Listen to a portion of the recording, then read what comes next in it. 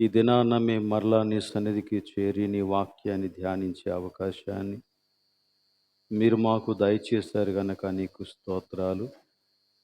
నీ మాటలను గ్రహించున్నట్లు దేవా మా హృదయములలో నీ పరిశుద్ధాత్మ కార్యాన్ని జరిగించుమని మమ్మును నీ చేతులకు అప్పగించుకుంటూ ఉన్నాం. నన్ను నీ సిలువు చాటును మరుగుపరచండి, సంఘమును ఆశీర్వదించండి. యేసు పరిశుద్ధ నామములో అడుగుచూ ఉన్నాం తండ్రి, ఆమేన్. ప్రభు అయిన యేసు క్రీస్తు నామములో మీకందరికీ శుభములు కలుగునుగాక. ఈ 3వ దినపు కూడికలో పాల్గొనిన మిమ్మల్ని అందరినీ అభినందిస్తూ ఉన్నాను. మొదటి రోజున చాలామంది హాజరయ్యారు, 2వ రోజున కొంచెం తగ్గారు, 3వ రోజున మరలా అటు ఇటుగా ఉంటూ ఉన్నారు. పర్వాలేదు, వచ్చినటువంటి మిమ్మల్ని అందరినీ అభినందిస్తూ ఉన్నాను.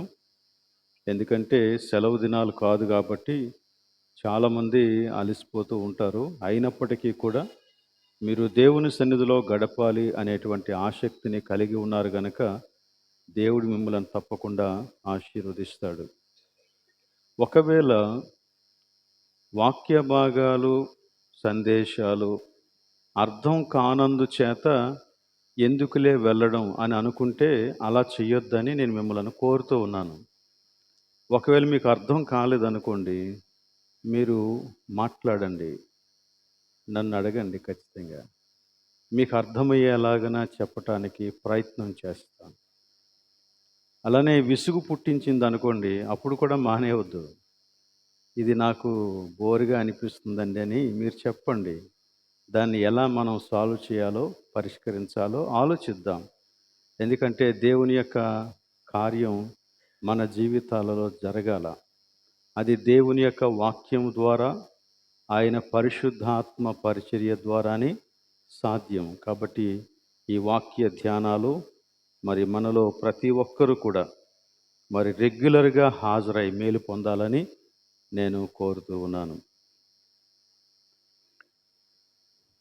ఈ 40 దినాల కూడికలకు మనం ఏర్పరచుకున్న అంశం చాలా గంభీరమైనది.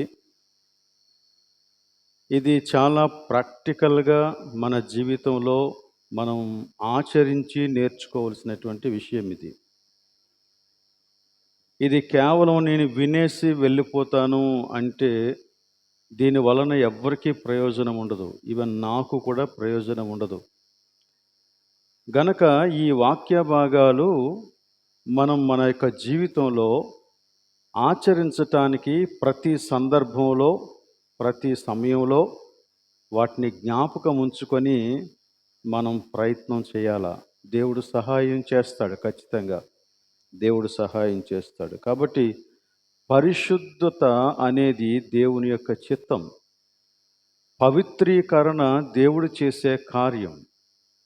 గనక ఆయన కార్యం చేస్తూ ఉండగా మనం ఆయన సన్నిధిలో విధేయులుగా ఉండటం ద్వారా మనం ఈ పరిశుద్ధతను సంతరించుకుంటాం. గనక ఈ పరిశుద్ధ ప్రయాణంలో మనం ఎక్కడా ఆగిపోకూడదని నేను మిమ్మలను వేడుకుంటూ ఉన్నాను. సో ఇంతవరకు మనం చేసినటువంటి ధ్యానాలు మీకు గుర్తున్నాయని అనుకుంటున్నాను. ఒకవేళ మీకు ఏదైనా విషయం మరలా వినాలి అనిపిస్తే యూట్యూబ్లో ఆల్రెడీ ఉన్నాయి కాబట్టి మీరు ఆలస్యం చేయకుండా వాటిని వినాలని నేను కోరుతూ ఉన్నాను. అలానే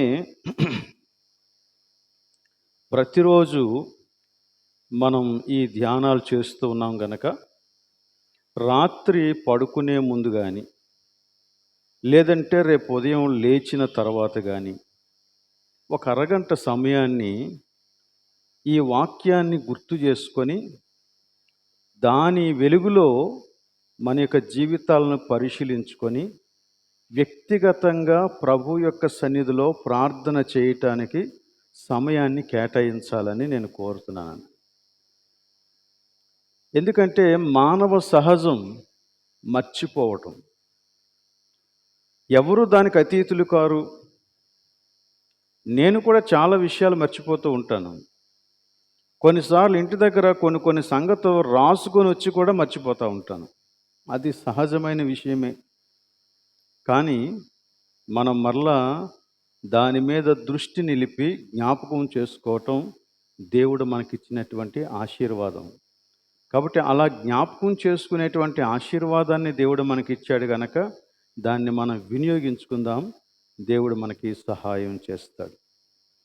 సరే, నిన్నటి దినాన మనం వాక్యాన్ని ధ్యానం చేస్తూ విశ్వాసి యొక్క జీవితంలో ప్రతి పాపాన్ని, ప్రతి చిన్న తప్పును దేవుడు లెక్కలోనికి తీసుకువస్తాడు అని చెప్పాం. ఇప్పుడు మనలో ఉద్భవించే ప్రశ్న ఏంటంటే, ఒకవేళ దేవుడు మన జీవితంలో, ముఖ్యంగా విశ్వాసుల యొక్క జీవితంలో ప్రతి పాపాన్ని, ప్రతి తప్పుని లెక్కలోనికి తీసుకొస్తే మరి దేవుని యొక్క కృప ఎక్కడ? మనమందరం కూడా మన స్వంత నీతిని బట్టి కానీ, భక్తిని బట్టిని కానీ, యథార్థతను బట్టి కానీ, పరిశుద్ధతను బట్టి కానీ, మంచి కార్యాలను బట్టి కానీ దేవుని యొక్క సన్నిధిలో నిలవలేం కదా. దేవుని కృపచేతనే కదా మనం నిలబడతాం. మరి అలాంటప్పుడు దేవుడు ఈ ప్రతి పాపాన్ని, ప్రతి చిన్న తప్పుని ఆయన లెక్కలోనికి తీసుకొస్తే ఎవరు నిలబడతారు దేవుని సన్నిధిలో? నిజానికి చెప్పాలంటే దేవుడు ప్రతి పాపాన్ని, ప్రతి తప్పుని లెక్కలోనికి తీసుకురావడమే దేవుని యొక్క కృప. ఇది మనం నేర్చుకోవాలండి. ఉదాహరణకి కోచ్ ఉంటారు కదా, అంటే ఆటలు నేర్పించేటువంటి కోచ్ ఉంటాడు కదా. ఎవరు మంచి కోచ్ అని మనం అడిగితే, ఎవరైతే నా తప్పులు కనిపెట్టి ఇది సరైంది కాదు, ఈ విధానంలో నువ్వు పరిగెత్తకూడదు, లేక ఆడకూడదు, ఇలా గనక నువ్వు చేస్తే రేపు ఉదయం ఓడిపోతావు అని నా తప్పుని నాకు చూపించి ఎలా ఆడాలో సరైన విధానాన్ని నేర్పించేవాడే మంచి కోచ్. అలా కాకుండా మనం ఎన్ని తప్పులు చేసినా ఏం పర్వాలేదులే అలాగనే కొనసాగు అని చెబుతూ ఉంటే వాడు దరిద్రమైనటువంటి కోచ్ అన్నమాట. వాడు సరైనటువంటి కోచ్ కాదు. ఇక్కడ దేవుడు కూడా మన విషయంలో అలాగనే తన కార్యాన్ని చేస్తున్నాడు. దేవుడు కృప కలిగిన వాడు కాబట్టి ఓపికతో మనలను సహిస్తూ మనం చేసేటువంటి ఆ తప్పులను మనకి చూపిస్తూ మనల్ని గుర్తించేలాగన చేసి వాటిలో ఉన్నటువంటి అవకతవకలన్నీ కూడా మనకు తెలియజేసి సరిచేస్తూ ఎలా విజయవంతులుగా మనం నిలబడాలో అనేటువంటి విషయానికి మనలను సిద్ధం చేస్తూ ఉన్నాడు అన్నమాట. అందులో దేవుని యొక్క కృప ఉంది. కాబట్టి దేవుడు ఎప్పుడైనా ఏ విషయంలోనైనా ఇదిగో ఇది నీ జీవితంలో నువ్వు చేయకూడని విషయం, ఇది తప్పు అని చెబితే దేవుడు నీ పట్ల కృప కలిగిన వాడని జ్ఞాపకం చేసుకో. ఆయన మనలను శిక్షించేవాడు కాడు, ఆయన సరిచేసేవాడు. ఆయన శిక్షలో ఆనందించేవాడు కాదు, శిక్షణనిచ్చేవాడు. ఆయన మనల్ని ట్రైన్ చేస్తాడు. దాని కొరకు ఆయన తన యొక్క సర్వశక్తియుక్తులను మన కోసం వెచ్చిస్తాడు. తన సర్వస్వాన్ని వెచ్చించినటువంటి వాడు, తన కుమారుణ్ణే మన కోసం ఇచ్చేసినటువంటి వాడు వీటన్నిటినీ చేయడా అంటే ఆయన చేస్తాడు అని చెప్తున్నాడు. అందుకే మొన్న మనం చదివినటువంటి యెషయా గ్రంథం 57వ అధ్యాయంలో 15వ వచనం తర్వాత ఒక మంచి వచనం ఉందండి. 17వ వచనం తర్వాత 15వ వచనం మనం చదివాం. దాని తర్వాత వచ్చిన 16వ వచనం అక్కడ ఏముందంటే, నేను నిత్యము పోరాడువాడను కాను, ఎల్లప్పుడూ కోపించువాడను కాను, అలాగుండిన ఎడల నా మూలముగా జీవాత్మ క్షీణించును, నేను పుట్టించిన నరులు. అది నా ఉద్దేశం కాదు, అది నా ఉద్దేశం కాదు. కానీ దేవుడు విశ్వాసులకు వారి యొక్క తప్పులను చూపించినప్పుడు అందులో దేవుని యొక్క కృప ఉందని మనం అర్థం చేసుకోవాలి. కాబట్టి పరిశుద్ధ జీవిత ప్రయాణంలో మనం ప్రభువుని ఆధారంగా చేసుకొని ముందుకి సాగిపోదాం. ఇలాంటి కృప దేవుడు మనకు అనుగ్రహిస్తూ ఉన్నందులకు ప్రభువుకి మహిమ కలుగునుగాక. ఆమేన్. సృష్టికర్త అయినటువంటి దేవుడు ఒక ఉద్దేశం లేకుండా ఏది చేయడు. ఆయన ఏదైనా చేస్తే ఖచ్చితంగా అందులో ఒక ఉద్దేశం ఉంటుంది. ఈరోజు మనం ధ్యానించబోయేటువంటి విషయం మనల్ని ఇంకొంచెం లోతుకి నడిపిస్తుంది. దీనికోసం 3 వాక్య భాగాలు మనం చూడబోతూ ఉన్నాం.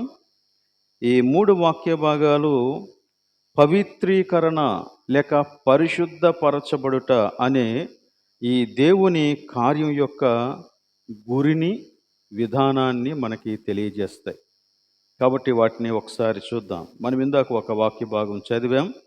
అది రోమీలకు రాసినటువంటి పత్రిక 8వ అధ్యాయం 28, 29 వచనాలు ప్రస్తుతం నేను చదువుతూ ఉన్నాను.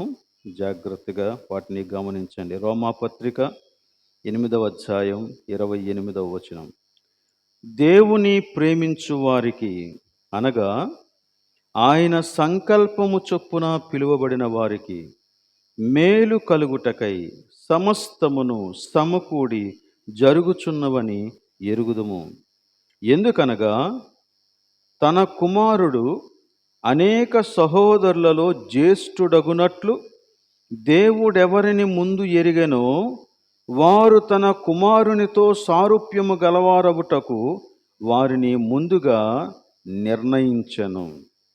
అలానే మరొక వాక్య భాగం చదువుదాం. కొలస్సీలకు రాసినటువంటి పత్రిక 3వ అధ్యాయం 10వ వచనం. కొలస్సీలకు రాసిన పత్రిక 3వ అధ్యాయం 10వ వచనం. ఏలయనగా ప్రాచీన స్వభావమును దాని క్రియలతో కూడా మీరు పరిత్యజించి జ్ఞానము కలుగు నిమిత్తము దానిని సృష్టించిన వాని పోలిక చొప్పున నూతన పరచబడుచున్న నవీన స్వభావమును ధరించుకొని ఉన్నారు. ఇంకొక వాక్య భాగం కొరింథీయులకు రాసినటువంటి 2వ పత్రిక 3వ అధ్యాయం 18వ వచనం. కొరింథీయులకు రాసినటువంటి 2వ పత్రిక 3వ అధ్యాయం 18వ వచనం. మనమందరమును ముసుగు లేని ముఖముతో ప్రభువు యొక్క మహిమను అద్దము వలె ప్రతిఫలింపజేయుచు మహిమ నుండి అధిక మహిమను పొందుచు ప్రభువగు ఆత్మచేత ఆ పోలికగానే మార్చబడుచున్నాము. ఈ 3 వచనాలు మనకి ఈరోజు ధ్యానానికి చాలా ప్రాముఖ్యమైనటువంటి వచనాలు.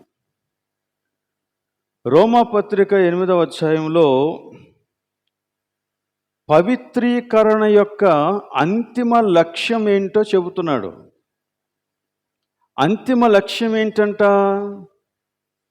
మనము తన యొక్క కుమారుని సారూప్యములోనికి అనగా యేసుక్రీస్తు యొక్క సారూప్యములోనికి మార్చబడుట దేవుని యొక్క పవిత్రీకరణ అనే ఈ కార్యానికి అంతిమ లక్ష్యం. అంతిమ లక్ష్యం. దీని గురించి ఫిలిప్పీ పత్రికలో కూడా మాట్లాడతాడు. 3వ అధ్యాయం 1వ వచనంలో మనము ఆయనను చూచినప్పుడు ఎలా ఉంటామంట? మన యొక్క దీన శరీరము ఆయన మహిమ కలిగిన శరీరమునకు సమరూపము గల దానిగా ఆయన మార్చేస్తాడు అంటున్నాడు. అంటే మనం ఒక రోజున దేవుని యొక్క సన్నిధిలో నిలబడినప్పుడు యేసుక్రీస్తు వలె కనపడతాం. ఇది అలా కనిపించాలన్నది దేవుని యొక్క ఉద్దేశ్యం. అందుకనే దేవుడు ఇక్కడ మన జీవితంలో పని చేస్తున్నాడు. ఈ పవిత్రీకరణ అనే కార్యాన్ని మన జీవితంలో చేస్తూ ఉన్నాడన్నమాట. ఒకసారి మీ ప్రక్కనున్న వారిని చూడండి. మీకు కుడి ప్రక్కన ఉన్నవారు, ఎడమ ప్రక్కన ఉన్నవారు చూడండి, వీలైతే వెనకనున్న వారిని, ముందున్న వారిని చూడండి. వారిని చూసినప్పుడు మీరు ధైర్యంగా చూడగలుగుతున్నారా? ఇష్టంగా చూడగలుగుతున్నారా? చూసినప్పుడు అతని గురించి మీకు ఏ అభిప్రాయం కలుగుతుంది మనసులో? చెప్పొద్దు బయటికి. కానీ మనసులో ఏ అభిప్రాయం కలుగుతుంది? అతడు ఎలాంటి వాడని మీరు అనుకుంటున్నారు? మీరు ఎలాంటి వాడైనా అని అనుకోండి. కానీ నువ్వు పరలోకం వెళ్ళినప్పుడు అదే వ్యక్తి నీకు యేసుక్రీస్తులాగా కనపడతాడు. హల్లెలూయా. మరి అక్కడ యేసుక్రీస్తులాగా కనిపించి నీతో పాటు సహవాసం చేసేటువంటి వ్యక్తి నీ పక్కన ఉన్నప్పుడు నువ్వు ఆ వ్యక్తి పట్ల ఎటువంటి వైఖరిని కలిగి ఉండాలా? అసలు సంఘంలో ఉన్నటువంటి మన సహోదరులందరూ, సంఘంలో ఉన్నటువంటి మన తోటి విశ్వాసులందరినీ మనం చూసినప్పుడు వారి ఎడల మనకి కలిగి ఉండాల్సినటువంటి అభిప్రాయం ఏంటి? దేవుడు ఎంత ఆసక్తి కలిగి రక్షింపబడిన ప్రతి వ్యక్తిని కూడా యేసుక్రీస్తుతో సమరూపము గలవానిగా నిలవబెట్టాలని ప్రయత్నం చేస్తూ ఉన్నప్పుడు, అదే కర్మాగారంలో నీవు నేను కూడా ఉన్నప్పుడు మనం ఒకరిని గురించి ఒకరు ఎలా స్పందించాలో కూడా ఆలోచించాలన్నమాట. ఒక రోజున దేవుని యొక్క సన్నిధిలో నీ ప్రక్కన కూర్చున్న వ్యక్తి, లేక కొన్నిసార్లు నీకు ఇష్టం లేని వ్యక్తి నీతో పాటు పరలోకంలో యేసుక్రీస్తులాగా కనపడినప్పుడు నువ్వు ఎలా స్పందిస్తావు? అదే స్పందన ఇప్పుడు కూడా మనం ప్రాక్టీస్ చేయాలా? అందులో పరిశుద్ధత ఉంది. అందులో పరిశుద్ధత ఉంది. దేవుడు ఆ రీతిగానే మనల్ని రూపిస్తున్నాడు. ఒకరి ద్వారా ఒకరి పక్కన ఒకరిని పెట్టి, ఒకరితో ఒకరు కలిసి పనిచేసేలాగా చేసి, అందరినీ ఒకచోటికి తీసుకొని వచ్చి మనం పని చేస్తూ ఉండగా, కలిసి జీవిస్తూ ఉండగా ఒకరిని బట్టి ఒకరిని పరిశుద్ధపరచడం అనేది దేవుని యొక్క ఉద్దేశం. ఓకే. సో దేవుడు మన యొక్క జీవితంలో ఈ పవిత్రీకరణ అనే కార్యం చేస్తూ ఉన్నప్పుడు దేవుని యొక్క అంతిమ లక్ష్యం ఏంటంటే, దేవుడు నిన్ను యేసుక్రీస్తు యొక్క సారూప్యంలోనికి మార్చును. ఈ మాట ఎంత ఖచ్చితమైందంటే, పౌలు ఈ మాట రాస్తూ ఉన్నప్పుడు ఇలా మాట్లాడుతున్నాడు. చూడండి 28వ వచనం. దేవుని ప్రేమించు వారికి, అనగా ఆయన సంకల్పము చొప్పున పిలువబడిన వారికి మేలు కలుగుటకై సమస్తమును సమకూడి జరుగుచున్నవని ఎరుగుదుము. Do you know it? మనకి తెలుసు అంటున్నాడు ఆయన. నీకు తెలుసా? ప్రతి విశ్వాసకి ఈ విషయం తెలియాల. ఇందులో అనుమానం లేదు. రక్షింపబడిన ప్రతి వ్యక్తి కూడా ఆయన యొక్క సన్నిధిలో నిలవటం దేవుని యొక్క చిత్తం. దేవుడే నిన్ను కాపాడుతాడు. నీ విశ్వాస జీవితంలో రకరకాలైనటువంటి విషయాలను నువ్వు ఎదుర్కొంటూ ఉన్నప్పుడు, వాటన్నింటి గుండా రకరకాలైన అనుభవాలను నువ్వు ఎదుర్కొంటూ ఉన్నప్పుడు వాటన్నిటి గుండా నిన్ను విజయవంతంగా నడిపించి చివరికి ఆ చోట ఉండేలాగా చేసేవాడు దేవుడే. సో జరుగుచున్నవి అనే చోట చిన్న 1 అనే అంకె వేసి క్రిందని ఫుట్ నోట్లు ఏం రాశాడంటే జరిగించుచున్నాడు. అదేదో ఆటోమేటిక్గా జరిగే విషయం కాదు. దాని వెనుక ఒక రూపకర్త ఉన్నాడు, ఒక శ్రామికుడు ఉన్నాడు, ఒక వ్యక్తి పనిచేసేవాడు ఉన్నాడు. ఆయన దేవుడు. ఆ దేవుడు మన జీవితంలోని ప్రతి పరిస్థితుల మధ్య మనం వెళ్తూ ఉన్నప్పుడు నమ్మకంగా పని చేస్తూ ఉన్నాడు గనక మనం అక్కడ నిలబడతాం. సో కొలస్సీ పత్రికలో 3వ అధ్యాయంలో మనం చదివినటువంటి వాక్య భాగంలో అక్కడ కూడా ఒక సంగతిని గురించి మాట్లాడాడు. ప్రాచీన స్వభావము, నవీన స్వభావము అనే రెండింటిని గురించి ఆ ఒక్క వచనంలోనే మాట్లాడాడు. ప్రాచీన స్వభావము వదులుకొని నవీన స్వభావం గురించి మాట్లాడుతూ ఉన్నప్పుడు అక్కడ ఒక మాట వినియోగించాడు. నవీనపరచబడుచున్న నవీనపరచబడుచున్న నవీన స్వభావము. ఏంటది? నవీనపరచబడుచున్న నవీన స్వభావం, లేక నూతన పరచబడుచున్న నవీన స్వభావము. It's still on the process. మనం ప్రస్తుతం ఇంకా పరిశుద్ధపరచు ప్రక్రియలో ఉన్నాం. అది జరుగుతూ ఉంది. We're not finished products. మనం రక్షించబడిన మాట నిజమే, కానీ మనమందరము కూడా దేవుని యొక్క చేతిలో ఆ పరిశుద్ధత అనేటువంటి ఆ సంపూర్ణతలోనికి, లేక క్రీస్తు యొక్క స్వరూపము అనేటువంటి ఆ సంపూర్ణతలోనికి మార్చబడేటువంటి ప్రక్రియలో, ప్రాసెస్లో మనం ఉన్నామన్నమాట. జరుగుతుంది. దేవుడు కార్యం చేస్తున్నాడు.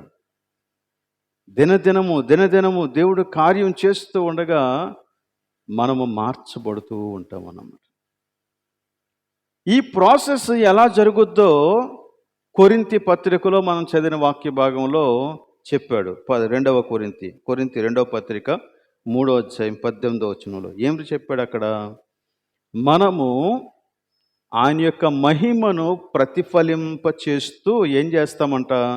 మహిమ నుండి అధిక మహిమకు వెళ్తామట. మహిమ నుండి అధిక మహిమకు. ఇది ప్రోగ్రెసివ్ మెథడ్. మనం ప్రాసెస్లో ఉన్నాం. ఆ ప్రాసెస్ ప్రోగ్రెసివ్ మెథడ్లో ఉంటుంది. మనం ఒక ప్రక్రియలో ఉన్నాం. అంటే దేవుడు దాన్ని ఇంకా చేస్తూనే ఉన్నాడు. ఆ చేస్తూ ఉన్నటువంటి ప్రక్రియ ఎలా జరుగుతుందంటే, ఒక దానిలో నుంచి ఇంకొక దానిలోనికి, లేక ఒక ఎదుగుదలలో నుంచి అక్కడి నుంచి ఇంకొక ఎదుగుదలలోనికి దేవుడు మనల్ని నడిపిస్తాడు అన్నమాట. ఇది దేవుని యొక్క విధానం. కొన్నిసార్లు కొంతమంది ఎలా చెప్తారంటే, ఒకవేళ ఎక్కడైనా సరే నువ్వు ఫెయిల్ అయిపోయావు అనుకో, దేవుడు ఆశించిన రీతిగా పరిశుద్ధతను కనపరచలేకపోయావు అనుకో, నువ్వు మళ్ళీ మొదటికి వచ్చేస్తావని చెప్తారు. అలా రావు. నువ్వు మహిమ నుండి అధిక మహిమలోనికి వెళ్తావు. ఉదాహరణకి 1వ తరగతి నుండి చదివి 10వ తరగతిలో ఫెయిల్ అయిపోయాడు అనుకోండి, వాడు మళ్ళీ 1వ తరగతిలో జాయిన్ అవుతాడా? లేదు. 10వ తరగతి పాస్ అయ్యే వరకు 10వ తరగతి పరీక్షలే రాస్తాడు. ఎన్నిసార్లు అయినా 10వ తరగతి ఒకవేళ పాస్ అయితే అప్పుడు నెక్స్ట్ స్టేజ్కి వెళ్తాడు. అంతే. మళ్ళీ 1వ తరగతికి రాడు. నీ విశ్వాస జీవితంలోనూ కూడా అంతే. ఇదిగో నువ్వు రక్షింపబడినప్పటి నుంచి అనేక స్టేజెస్ని నువ్వు దాటుకుంటూ వచ్చావు. దేవుడు నీకు ప్రతి స్టేజ్లోనూ ఒక అనుభవాన్ని ఇచ్చాడు, ఒక పాఠాన్ని నేర్పించాడు. ఆ పాఠాలన్నీ నేర్చుకున్న తర్వాత కూడా ఒక చోట నువ్వు ఫెయిల్ అయితే అప్పుడు మనం తెలుసుకోవాల్సిన విషయం ఏంటంటే, ఎక్కడ ఫెయిల్ అయ్యామో ఆ విషయంలో మనం విజయం సాధించే వరకు దేవుడు మన జీవితంలో పనిచేస్తాడు. నేను ఫెయిల్ అయిపోతున్నాను మ్యాథ్స్లో, ఫెయిల్ అయిపోతున్నాను ఇంగ్లీష్లో, అప్పుడు ఏం చేస్తాం? ఒక ట్యూటర్ దగ్గరికి వెళ్తాం. ఎవరైనా ఇంగ్లీష్ నేర్పించే వ్యక్తి దగ్గరికి వెళ్తాం, లెక్కలు నేర్పించే వ్యక్తి దగ్గరికి వెళ్తాం, ఆ సబ్జెక్ట్ నేర్పించే వ్యక్తి దగ్గరికి వెళ్తాం. వెళ్ళి ట్రైనింగ్ తీసుకుంటాం, కోచింగ్ తీసుకుంటాం, పాఠాలు నేర్చుకుంటాం, అపేర్ అవుతాం, పాస్ అవుతాం. విశ్వాస జీవితంలో కూడా అంతే. నువ్వు మళ్ళీ ఈ వైకుంఠపాలెం వాడినప్పుడు చివరికి వెళ్ళిన తర్వాత కూడా పాము మింగేసింది అనుకుని ఒకటికి వచ్చేస్తాం. అలా రావు నువ్వు, అలా రావు. ఇది వైకుంఠపాలెం కాదు. ఇది దేవుడు నీ కోసం నిర్ణయించినటువంటి మార్గం. నువ్వు మహిమ నుండి అధిక మహిమకి వెళ్తావు, అక్కడి నుంచి ఇంకా అధిక మహిమకి వెళ్తావు, అక్కడి నుంచి ఇంకా అధిక మహిమకి వెళ్తావు. అలా ఫైనల్గా నువ్వు యేసుక్రీస్తు యొక్క స్వరూప్యంలోనికి వచ్చేస్తావు. ఇప్పుడు మన ఎదుట ఉన్న ప్రశ్న ఏంటంటే, ఆ గ్రోత్ మనలో కనపడుతుందా? అది మన ప్రశ్న. ఆ గ్రోత్ కనపడుతుందా? ప్రోగ్రెసివ్ గ్రోత్ కనపడుతుందా? నిన్నటి దినానికి ఈ రోజుకి తేడా ఉందా? గత సంవత్సరానికి ఈ సంవత్సరానికి తేడా ఉందా? నా జీవితంలో నేను రక్షింపబడినప్పటి నుంచి ఇప్పటి వరకు నేను జీవించిన జీవితంలో ఏమైనా ఎదుగుదల కనపడుతూ ఉందా? పరిశుద్ధతలో. అది మనం ప్రశ్నించుకోవాల్సినటువంటి ప్రశ్న. ఒకవేళ ఎక్కడైనా ఆగిపోయామేమో జాగ్రత్తగా చూసుకుందాం. చూసుకొని ఎక్కడ ఆగిపోయామో అక్కడ దాని మీద కాన్సంట్రేట్ చేస్తే దేవుడు ఆ విషయంలో మనకి విజయం ఇస్తాడు. మనమేమి కృంగిపోవలసినటువంటి పని లేదు. విశ్వాస భ్రష్టులమైపోవలసిన పని లేదు. ఇక నిరీక్షణ లేదు అన్నట్లుగా నిరీక్షణను కోల్పోవలసిన పని లేదు. ఇక నాకు చేత కాదు విశ్వాస జీవితం, పరిశుద్ధ జీవితం, నాకు ఇక చేత కాదు, నేను జీవించలేను, నేను ఇలాగే ఉంటాను అని నువ్వు అనుకోవాల్సిన పని లేదు. ఎందుకంటే దేవుడు నిన్ను నిలబెడతాడు. నువ్వు విశ్వాసమైతే, నువ్వు దేవుణ్ణి ప్రేమిస్తే. కనుక ఈ విషయాన్ని మనం మన యొక్క హృదయంలో భద్రపరుచుకుందాం. అది నా శక్తిని బట్టి జరిగేది కాదు, దేవుని శక్తిని బట్టి జరిగేది. కాబట్టి మనం మహిమ నుండి అధిక మహిమకు ఎదగాలి. పరిశుద్ధత నుండి అధిక పరిశుద్ధతలోనికి ఎదగాల. నీతి నుండి అధికమైన నీతిలోనికి ఎదగాల. మంచి నుండి అధికమైన మంచిలోనికి ఎదగాల. ఎదుగుతూ పోవాల, దిగజారకూడదు. అది దేవుడు మన కొరకు నిర్ణయించినటువంటి విషయం. సో ఈ తుది ఫలితం కొరకు దేవుడు ఏం చేస్తూ ఉన్నాడో దానిని ఈ రోమాపత్రిక 8:28లో చాలా స్పష్టంగా చెప్పాడు అన్నమాట. ఆ వచనం మీదే మనం కొంచెం కాన్సన్ట్రేషన్ చేసి ఈ రోజున ధ్యానం చేద్దాం. ఒకసారి ఆ వచనాన్ని అందరూ తీయండి. రోమాపత్రిక 8వ అధ్యాయం 28వ వచనాన్ని మనమందరం కలిసి చదువుదాం. అందరూ తీశారు కదా? రోమాపత్రిక 8వ అధ్యాయం 28వ వచనం. దేవుని ప్రేమించు వారికి, అనగా ఆయన సంకల్పము చొప్పున పిలువబడిన వారికి మేలు కలుగుటకై సమస్తమును సమకూడి జరుగుచున్నవని ఎరుగుదుము. ఓకే,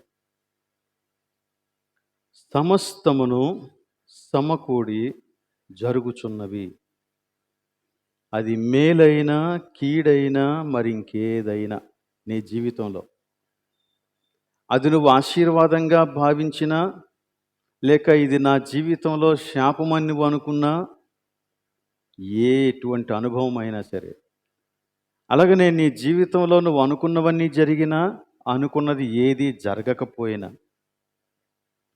నీ జీవితంలో ఏ లోటు లేకపోయినా, లేక అన్ని లోటులే కనపడుతూ ఉన్నా, నీ పిల్లలందరూ కూడా చక్కగా సెటిల్ అయిపోయినా, ఒకవేళ ఎవ్వరూ అట్లాంటి పరిస్థితికి వెళ్ళకపోయినా, everything God works for your ultimate good. ప్రతి అనుభవాన్ని దేవుడు నీ మేలు కోసం చేస్తాడని చెప్తున్నాడు. సరే, ఈ వచనాన్ని మనం ఇంకొంచెం లోతుగా ధ్యానం చేద్దాం. 2 మాటలు వినియోగించాడు ఇక్కడ. దేవుని ప్రేమించు వారికి ఒకటి, అనగా దాన్నే వివరిస్తున్నాడు, ఆయన సంకల్పము చొప్పున పిలువబడిన వారికి. సో దేవుణ్ణి ప్రేమించిన వారు అన్న, ఆయన సంకల్పము చొప్పున పిలువబడిన వారు అని చెప్పిన ఈ 2 మాటలు కూడా విశ్వాసులకే వినియోగించినటువంటి మాటలు. రక్షింపబడినటువంటి వ్యక్తులను గూర్చి ఈ మాటలు వినియోగించాడు. రక్షింపబడిన వ్యక్తి దేవుణ్ణి ప్రేమించినటువంటి వాడు. రక్షింపబడిన వ్యక్తి దేవుని యొక్క ఉద్దేశానుసారంగా, దేవుని సంకల్పానుసారంగా పిలువబడినటువంటి వాడు. మనం ఈ లోకములో అందరితో పాటు జీవించేసేటట్టు దేవుడు వదిలేలేదు. మనల్ని సపరేట్గా పిలిచాడు. ఎందుకు సెపరేట్గా పిలిచాడంటే, అందరూ నడిచినటువంటి మార్గము నీది కాదు, నీ మార్గము పరిశుద్ధమైనది, అది నీకు రాజబాట. కాబట్టి నీవు నడవవలసినటువంటి మార్గంలో నిన్ను నడిపిస్తాను, నువ్వు నా దగ్గరికి రా అని మనల్ని పిలిచాడు. ఆయన మనల్ని పిలిచాడు. అందుకే మనం ఈ లోకమంతటి నుంచి వేరు చేయబడిన వారమై ఆయన సన్నిధిలో దేవుని వాక్యాన్ని మనం ధ్యానం చేస్తూ ఉన్నాం. ఎటు పడితే అటు పోవట్లేదు, పోము కూడా, పోకూడదు కూడా. అందరూ నడిచేటువంటి దారిలో 100 మంది నడిచినా నువ్వు ఒక్కడవే ఆ దారికి ఎదురు నిలవాల్సిన పరిస్థితి కూడా రావచ్చు. ఎందుకంటే నీ మార్గం అందరి మార్గం కాదు, నీ మార్గం దేవుని మార్గం, అది పరిశుద్ధమైన మార్గం. అది పరిశుద్ధమైన మార్గం. ఆ మార్గంలో నడవటానికి దేవుడు పిలిచాడు. ఇలాంటి మాటే దేవుడు ఇశ్రాయేలీయులతో కూడా మాట్లాడాడు. ద్వితీయోపదేశకాండం 8వ అధ్యాయం 16వ వచనం ఒకసారి చూడండి. ద్వితీయోపదేశకాండం 8వ అధ్యాయం 16వ వచనం చదవండి. ఆ తుదకు నీకు మేలు చేయవలెనని నిన్ను అణచుటకును శోధించుటకును నీ పితరులు ఎరుగని మన్నాను అరణ్యమున మరణతో అరణ్యమున నిన్ను పోషించెను. ఏమంటున్నాడు చూడండి ఆ వచనం స్టార్టింగ్లో, తుదకు నీకు మేలు కలగాలి. దేవుని యొక్క ఉద్దేశం అది. నిజానికి ఐగుప్తులో నుండి వచ్చినటువంటి కొన్ని రోజులకే వీరు కనాను దేశానికి ప్రవేశించవచ్చు. వెళ్ళిపోయారు, ఆల్మోస్ట్ దగ్గరికి వెళ్ళిపోయారు. మోషే కొంతమందిని పంపించాడు, వారు వెళ్ళి వేగు చూసుకొని వచ్చారు. ఆ రోజునే వారు వెళ్ళిపోవాలి లోపలికి. కానీ దేవుడు వారిని మళ్ళీ వెనక్కి రప్పించాడు. 40 సంవత్సరాల కాలం అరణ్యంలో వారు తిరగాల్సి వచ్చింది. ఈ 40 సంవత్సరాల కాలాన్ని కూడా దృష్టిలో పెట్టుకొని దేవుడు ఏం మాట్లాడుతున్నాడంటే, తుదకు నీకు మేలు జరగాల. మేలేంటి? కనాను దేశంలో ప్రవేశించటం మేలు కాదు, అక్కడికి వెళ్ళిన తర్వాత కూడా నీవు నీ దేవుని యొక్క సన్నిధిని కనపడాల. నీ దేవుడు నీకు ఆధారమై ఉండాల. నీ దేవుడు నీతో ఉన్నాడని సకల జనులకు నీ ద్వారా తెలియాల. అంతటి ప్రమాణంగా దేవుడు నిన్ను మార్చాలనుకున్నాడు ఈ లోకంలో. సో తుదకు నీకు మేలు కలగాలి. కాబట్టి నేను నిన్ను శోధించుటకు, నిన్ను అణుచుటకు, నీ పితరులు ఎరుగని మన్నాతో అరణ్యములో నిన్ను పోషించెను అంటాడు. అంటే దేవుడు ఎలా ట్రైన్ చేస్తున్నారో చూడండి. శోధించుట అంటే ఇక్కడ పరీక్షించుట. దేవుడు పరీక్షిస్తాడంట, దేవుడు అణిచేస్తాడంట. ఎందుకంటే దేవుడు లేకుండా ఒక మనిషిలో నుండి వచ్చే ఏ గుణమైనా అది దేవుని యొక్క నీతిని నెరవేర్చేటువంటి గుణం కాదు. అతిశయం, గర్వం అందులో ఉంటుంది ఖచ్చితంగా. సో దేవుడు అణిచేస్తాడంట, ప్రతి కోణాన్ని అణిచేస్తాడు. ఆ విధంగా ఆయన ట్రైన్ చేస్తాడు, చేసి తుదకు మేలు నువ్వు అనుభవించేలాగా నిన్ను నిలబెడతాడన్నమాట. అది దేవుని యొక్క ఉద్దేశం, దేవుని యొక్క ఉద్దేశం. కాబట్టి దీనిని మనం ఈ రోజున ఆలోచించాలి. దేవుడు మేలు కలుగుటకే సమస్తమును చేస్తాను అని చెప్పినప్పుడు, ఒకవేళ దేవుడు మంచివి చేస్తున్నాడు అనుకోండి, ఓకే, మనకందరికీ హ్యాపీయే. కానీ నీ దృష్టిలో మంచివిగా కనిపించని అనుభవాలు నీ జీవితంలో వస్తున్నాయి. అప్పుడేం చేస్తాం? అది ఎలాంటి పరిస్థితులంటే, దేవుడు నిన్ను నీకిష్టం లేని ఒక ఇబ్బందికరమైన పరిస్థితిలో బంధించేశాడు. నువ్వు ఎంతకాలం విడుదల కోసం ప్రార్థన చేసినా విడుదల కలగటమే లేదు. ఏం చేయాలి అప్పుడు? సంవత్సరాలు గడిచిపోతున్నాయి, కానీ విడుదల కలగటం లేదు. శ్రమ కొనసాగుతూ ఉంది. ఆ పరిస్థితిలో ఉండటం నా మట్టుకైతే నాకు ఇష్టం లేదు. అందుకనే ప్రభు సన్నిధిలో రేయింబగళ్ళు ఉపవాసం ఉండి ప్రార్థన చేస్తూ ఉన్నాను, కానీ పరిస్థితి మారటం లేదు. ఒకవేళ అదే గనక దేవుడు మేలు కొరకు నిర్ణయించినదైతే మనము ఆ పరిస్థితిని ఎలా అర్థం చేసుకోవాలా? ఎందుకంటే దేవుడు అదే చెప్పాడు కదా, సమస్తమును సమకూడి జరుగుచున్నవి. అది నీకు ఇష్టమైందైనా నీకు ఇష్టం కానిదైనా. కొంతమంది జీవితాలలో అనారోగ్యాలు అలా వేధిస్తాయి. కొంతమంది జీవితాలలో ఆర్థిక పరిస్థితులు అలా వేధిస్తాయి. కొంతమంది జీవితాలలో వారి యొక్క కుటుంబ జీవితాలు అలా వేధిస్తాయి. కొంతమంది జీవితాలలో వారు పని చేసే చోట అలాంటి వేదన కలుగుద్ది. ఏం చేయాలి అలాంటప్పుడు? సో అలాంటి బంధకాల్లో నుంచి మనం ఏ విధంగా విడుదల పొందాలి, లేక అటువంటి పరిస్థితుల మధ్య మనం ఎటువంటి వైఖరిని కలిగి ఉండాలి అనే దానికి బైబిల్ చాలా మంచి సమాధానం చెబుతుంది. ఒకవేళ అటువంటి బంధకాలే గనక నీ జీవితంలో కలిగితే నువ్వు దుఃఖపడొద్దు, విసిగిపోవద్దు, నీ విశ్వాస జీవితాన్ని నిర్లక్ష్యం చేయొద్దు. ఇవన్నీ మనకి కలుగుతాయి, కలిగే అనుభవాలు.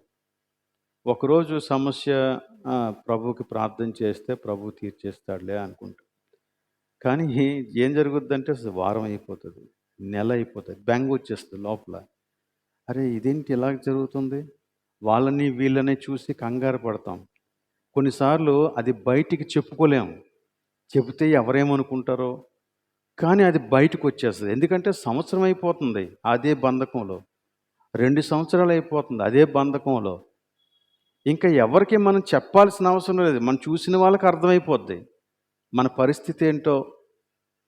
బెంగ, ఆ తర్వాత నిరుత్సాహం, ఇక నా జీవితంలో మంచిని నేను చూడలేనేమో. ఆ తర్వాత విసుగుదల, వాక్యం చదవాలనిపించదు, ప్రార్థన చేయాలనిపించదు, విశ్వాసుల సహవాసంలో ఉండాలనిపించదు, పిచ్చి పిచ్చిగా ఉంటుంది, అలిసిపోతాం. కానీ అలా నువ్వు అలిసిపోవలసిన పని లేదని దేవుడు చెప్తున్నాడు. ఎందుకంటే తుదకు నీకు మేలు కలుగునట్లు నీవు దేవుని కృపలో భద్రపరచబడ్డావని తెలుసుకో. దేవుని కృపలో నువ్వు భద్రపరచబడ్డావు. చూడండి, కొరింథీయులకు రాసినటువంటి పత్రికే 2వ పత్రిక 12వ అధ్యాయం 7వ వచనం నుండి 10వ వచనం వరకు. ఈ వచనాలు నేను చదువుతాను, మీరు జాగ్రత్తగా చూడండి. కొరింథీయులకు రాసిన 2వ పత్రిక 12వ అధ్యాయం 7 నుండి 10 వచనాలు. నాకు కలిగిన ప్రత్యక్షతలు బహు విశేషముగా ఉన్నందున, పౌలు మాట్లాడుతున్నాడు ఈ మాటలు, నేను అత్యధికముగా హెచ్చిపోకుండు నిమిత్తము, నాలో గర్వము రాకుండు నిమిత్తము, నాకు శరీరములో ఒక ముళ్ళు, నేను అత్యధికముగా హెచ్చిపోకుండు నిమిత్తము నన్ను నలగగొట్టుటకు, నేను అతిశయపడకుండా నన్ను నలగగొట్టుటకు సాతాను యొక్క దూతగా ఉంచబడెను. 2వ మాట, అది నా యొద్ద నుండి తొలగిపోవలెనని దాని విషయమై ముమ్మారు ప్రభువును వేడుకొంటిని. అర్థమవుతుంది కదా పౌలు యొక్క పరిస్థితి ఏంటో. అతని యొక్క జీవితంలో ఒక సమస్య వచ్చింది. ఆ సమస్యతో పౌలు కంఫర్టబుల్గా లేడు. అది తనను చాలా ఇబ్బంది పెడుతూ ఉంది. దాని ఉద్దేశాన్ని తర్వాత గ్రహించాడు, కానీ అది తనను చాలా వేధించడం వలన ప్రభు సన్నిధిలోనికి వెళ్ళి 3 సార్లు ప్రార్థన చేశాడంట. ప్రభువా, ఇందులోండి నన్ను విడిపించు నాయన, విడిపించు నాయన, విడిపించు నాయన అని ప్రార్థన చేశాడంట. ప్రార్థన చేసిన తర్వాత దేవుడు అతనితో మాట్లాడిన విషయాలు చూడండి. 9వ వచనం, అందుకు నా కృప నీకు చాలును. దేవుడు, ఓకే పౌలు, నువ్వు ఎంత సేవ చేశావు, కృతజ్ఞతగా ఈ బంధకాల నుంచి నిన్ను విడిపించేస్తాను అంటలేదంట. పౌలు, నువ్వెందుకు అంత వేదన పడతావు, ఈ బంధకాలు తొలగిపోతాయిలే అని అంటలేదంట. ఏమంటున్నాడంటే, నా కృప నీకు చాలు, నా కృప నీకు చాలు, బలహీనత యందు నా శక్తి పరిపూర్ణమగుచున్నదని ఆయన నాతో చెప్పెను. ఎంత క్లియర్ ఆన్సర్ చూడండి. ఇక అందులో ఎటువంటి అపోహకు తావులేదన్నమాట. ప్రభువు చెప్పిన మాటను అతడు యథాతథంగా దానిని అంగీకరించేశాడు. ప్రభు దగ్గరికి వెళ్ళినప్పుడు అతని యొక్క ఆశ అది కాదు. అతని ఆశ ఏంటంటే ఆ ముళ్ళు తొలగిపోవాలి, ఆ శ్రమ తీసివేయబడాలి, ఆ బంధకాల నుంచి విడిపించబడాలి. అది అతని యొక్క ఆశ. కానీ దేవుడు చెప్పిన సమాధానం ఏంటంటే, నా కృప నీకు చాలు, దానిని భరించగలిగే శక్తిని నీకు ఇస్తాను, నీ బలహీనతలో నా శక్తి పరిపూర్ణమవుతుంది. అసలు ఆ మాట చూడండి, గమనించండి. మన బలహీనతల్లో మనం విసిగిపోతాం కదా, ఈ మాట గుర్తు చేసుకోండి. దేవుడు అక్కడ కార్యం చేస్తూ ఉన్నాడు. అప్పుడు పౌలు ఏమంటున్నాడో చూడండి. కాగా క్రీస్తు శక్తి నా మీద నిలిచియుండు నిమిత్తము, అక్కడ 1 అని అంకె వేసి క్రిందనన్నాడు, నన్ను కప్పు నిమిత్తము, అంటే క్రీస్తు యొక్క శక్తి నన్ను ఆవరించు నిమిత్తం, లేక అది సంపూర్ణంగా నన్ను ఆవరించి నన్ను ఒక భద్రతా వలయంలోనికి తీసుకొని వచ్చినప్పుడు, నన్ను భద్రపరిచినప్పుడు, విశేషముగా నా బలహీనతల యందే బహు సంతోషముగా అతిశయపడుదును. In my weakness I boast. నా బలహీనతల యందే నేను అతిశయపడతాను, సంతోషంగా.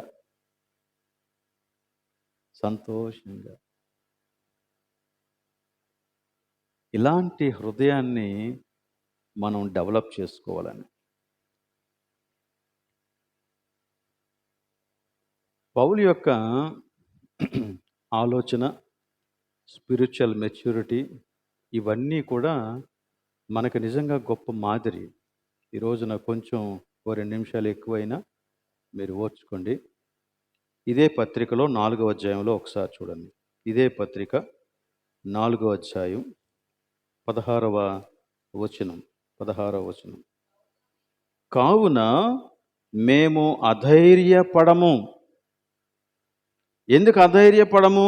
మా బాహ్య పురుషుడు కృషించుచు ఉన్నను, మా ఆంతర్య పురుషుడు దినదినము, అంటే నా శరీరంలో శ్రమ ఉంది, నా శరీరంలో బలహీనత ఉంది, నా శరీరం రోజు రోజుకి కృషించిపోతుంది. అయినా కానీ నా ఆంతర్యంలో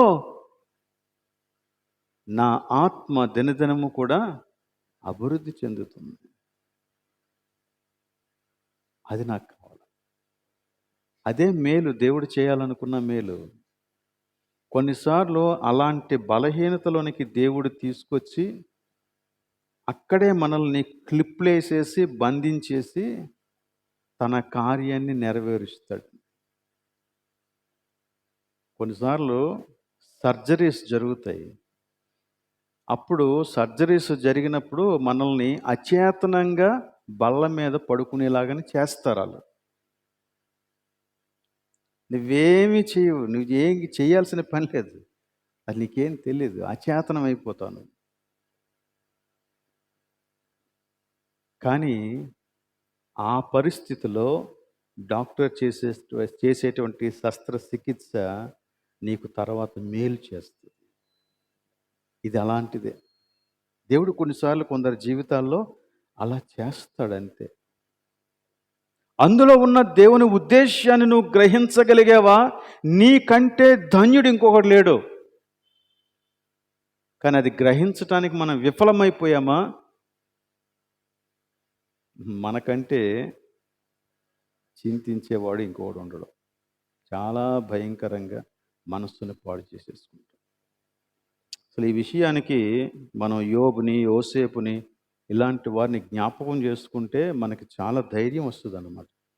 ఎంత ఘోరంగా వారు చితకగొట్టబడ్డారని. పౌలు ఎంత ఘోరంగా, అపోస్తలులందరూ కూడా ఎంత ఘోరంగా వారి యొక్క శరీరంలో శ్రమను అనుభవించారండి. ఇప్పటికీ కూడా అనేక మంది క్రైస్తవులు వారి యొక్క జీవితంలో ప్రభువు కోసం ఎన్ని శ్రమలో అనుభవిస్తున్నారు. అలాగనే మన తోటి విశ్వాసులు కొంతమంది అలాంటి అచేతనమైన పరిస్థితుల్లో ప్రభు యొక్క సన్నిధిలో ఎదురు చూస్తున్నారు, మంచాల మీద పడి. What do we do? అలాంటి పరిస్థితుల మధ్య విశ్వాసులంగా మనం తీర్పులు చెప్పకూడదు. కానీ మానవ నైజం ఏంటంటే, ఎవరికైనా అలాంటి పరిస్థితి కలిగితే వీడు ఏం చేశాడో, దేవుడు ఎందుకు ఇలాంటి పరిస్థితుల్లో అతన్ని ఉంచాడో అంటాం మనం. అది మన యొక్క సహజ స్పందన. కానీ విశ్వాసిగా నువ్వు అలా స్పందించకూడదు. ఒకవేళ వాడు ఏదైనా చేసి ఉంటే అది దేవుడు చూసుకుంటాడు, నీకెందుకు? నీకు నాకు అవసరం లేదు. మనం చేయగలిగింది ఏదైనా ఉంటే, వాడు నా తోటి విశ్వాసి గనక ఒక రోజున పరలోకంలో నేను ఆ వ్యక్తిని చూసినప్పుడు వాడు కూడా క్రీస్తు యొక్క స్వరూపంలో నాలాగనే కనపడతాడు గనుక నేను ఆ వ్యక్తికి ఇక్కడ ఉన్నప్పుడు చేయగలిగిన సహాయాన్ని, విశ్వాస జీవితంలో ప్రోత్సాహాన్ని అందించడమే నా పని. అంతే. దేవుడు ఈ విధంగా తన యొక్క కార్యాన్ని నెరవేరుస్తాడు. ఇంకొక విషయం చెప్పాలనుకున్నాను కానీ అది రేపు చెబుతాను. ఒకవేళ విశ్వాసి నిజంగా పాపమే చేస్తే దాన్ని కూడా దేవుడు మేలుకి మారుస్తాడా? అది రేపు ఆలోచించాలి. బట్ ఈరోజుకి ఇంతవరకు మనం దేవుని యొక్క సన్నిధిలో మన యొక్క హృదయాన్ని సరి చేసుకుందాం. నేను ఒక రోజున యేసుక్రీస్తు యొక్క స్వరూపంలో ఉంటాను. అది దేవుని యొక్క ఉద్దేశం. నా తోటి విశ్వాసి కూడా నాతో పాటు ఉంటాడు.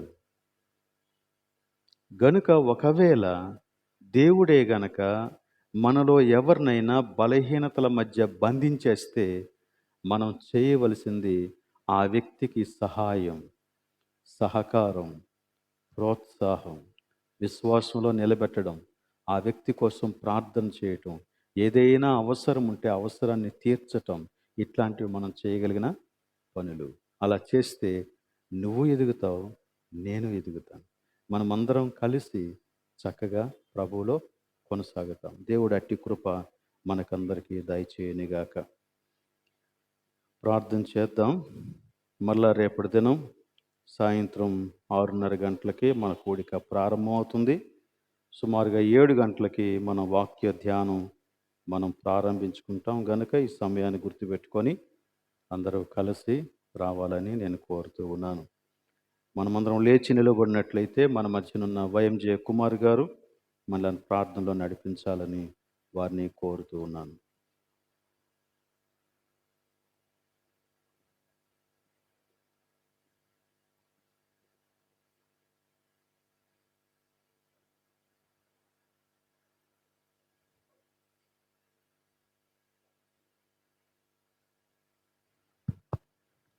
ప్రార్థన చేస్తున్నాం.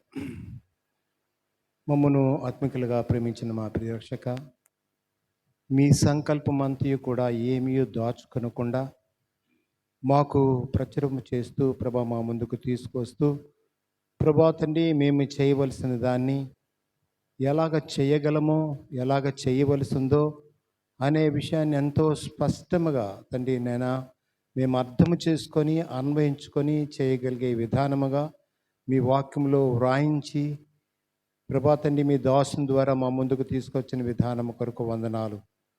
ప్రభా తండ్రి, మమ్మల్ని ప్రేమించి ప్రభా తండ్రి మీ సంకల్పం చొప్పు పిలిచి సమస్తము మేలు కొరకు సమకూర్చి జరిగించిన గొప్ప దేవా, కొన్నిసార్లు మేము ఆయా రీతిలుగా కష్టంలో, అనారోగ్యంలో, క్లిష్టమైన పరిస్థితుల్లో ఉన్నప్పుడు ఈ మాటలు మా జీవితానికి అన్వయించుకోవడానికి కానీ అంగీకరించడానికి కానీ ప్రభా చాలా కష్టంగా, బాధగా, భయంగా ఉంటుంది. అయితే మీ ఉద్దేశం ఎంతో స్పష్టంగా, ఎంతో గొప్పదనే విషయాన్ని ఈ దినాన్ని ప్రభా తండ్రి మీరు నాతో మాట్లాడారు.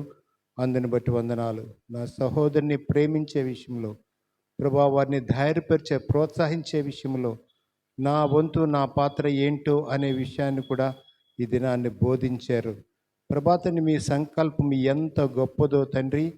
ప్రభా, మీ సందులోకి చేరినప్పుడు మీ రూపంతో సమాన రూపము కలవారుగా ఉండడానికి ప్రభా తండ్రి ఈ లోకంలోనే మమ్మల్ని తర్బీదు చేస్తూ మాకు బోధిస్తూ ప్రభా తండ్రి మమ్మను ప్రభా తండ్రి మరి ప్రభా తండ్రి నిలువబెడుతున్నందుకు వందనాలు తండ్రి, స్తోత్రాలు. ప్రభా, ఈ సిలువ ధ్యాన కూటాల్లో ప్రతిదినము మమ్మల్ని మేము ప్రభా ప్రత్యేకించుకోవడానికి, పవిత్రీకరించుకోవడానికి మీరు ఇస్తున్న ఈ అవకాశాన్ని నేను సద్వినియోగం చేసుకోగలటకు నా సహోదరులందరూ కూడా సద్వినియోగం చేసుకోవడానికి సహాయం దయచేయండి.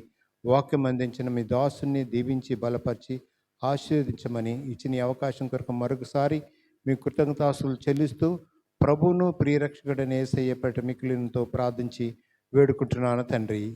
ఆమేన్. నీ నామం పరిశుద్ధపరచబడునుగాక, నీ రాజ్యము వచ్చుగాక, మీ చిత్తము పరలోకమందు నెరవేరినట్లు భూమి యందు నెరవేరునుగాక. మా అనుదిన ఆహారమును మాకు దయచేయము. మా యెడల అపరాధం చేసిన వారిని క్షమించలాగున మా అపరాధములను క్షమించుము. మమ్మల్ని శోధనలో తేక కీడు నుండి తప్పించుము. ఎందుకనగా రాజ్యము, బలము, మహిమ నిరంతరము నీవే నువ్వు తండ్రి. ఆమేన్.